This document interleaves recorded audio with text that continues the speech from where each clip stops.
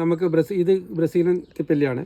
ഇതിനകത്ത് നമുക്ക് വെള്ളത്തിലിട്ട് വെച്ച് ഇതേപോലെ വേരുകളുണ്ടാവും. കട്ട് ചെയ്തിട്ട് നമുക്ക് കയറ്റവള്ളി ഉണ്ടാക്കാം. പിന്നെ ഇതിൻ്റെ സൈഡിലേക്ക് പോകുന്ന ബ്രാഞ്ചസ് എടുത്തിട്ട് നമുക്ക് കുറ്റിക്കുരുമുളക് ഉണ്ടാക്കിയെടുക്കാം. ഇതാണ് നമ്മൾ കയറ്റവള്ളിയാണിത്. പിന്നെ ടോപ്പ് ഷൂട്ട് എടുത്തിട്ട് ഗ്രാഫ്റ്റ് ചെയ്തിട്ട് ഉള്ള വള്ളികളാണിത്. തിപ്പല്ലിയിൽ ഗ്രാഫ്റ്റ് ചെയ്താൽ പെട്ടെന്ന് തന്നെ നമുക്ക് പിന്നെ തിരിയിടും ചെയ്യും.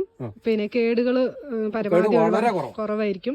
ഇടുവളത്തിനാണ് നമ്മൾ കുമ്മായം പോലത്തെ കാര്യങ്ങൾ കൊടുക്കേണ്ടത്. അത് ദഹിക്കാതെ വരുന്നതാണ് അത് സംഭവം. ഇത് വലിക്കാതെ വരും വളം. അങ്ങനെ വരുമ്പോൾ അപ്പൊ ഇതിന് അനാവശ്യമായിട്ട് വളം കൊടുത്താലാണ് ഈ തകരാറൊക്കെ ഉണ്ടാവുക. പിന്നെ തിപ്പല്ലിയിൽ ഗ്രാഫ്റ്റ് ചെയ്തുകൊണ്ട് നമുക്ക് പെട്ടെന്ന് പിന്നെ കുരുമുളക് ഉണ്ടാക്കിയെടുക്കാം. പെട്ടെന്ന് കായ്ക്കും ചെയ്യും. പിന്നെ 1 വർഷം 2 വർഷം ഒന്നും കാത്തു നിൽക്കണ്ട. ഇത്രയായിട്ടാണ് നമ്മൾ ഗ്രാഫ്റ്റ് ചെയ്യാൻ അല്ലേ ഈ ഒരു ടൈമിന്. ഇവിടങ്ങളൊക്കെ ഈ രീതിയിൽ വന്നതിന് ശേഷം നമുക്ക് ഗ്രാഫ്റ്റ് ചെയ്യാൻ. ഇതിന്റെ ഏത് ഭാഗം വെച്ചിട്ടാണ് ഗ്രാഫ്റ്റ് ചെയ്യാൻ? ഇതിന്റെ ഈ ഭാഗം വെച്ചിട്ട്. അതിങ്ങനെ വളച്ചാ ഇതാകുമ്പോ എടുക്കാൻ പാടില്ല. ഇത് ഭാഗമാണ്.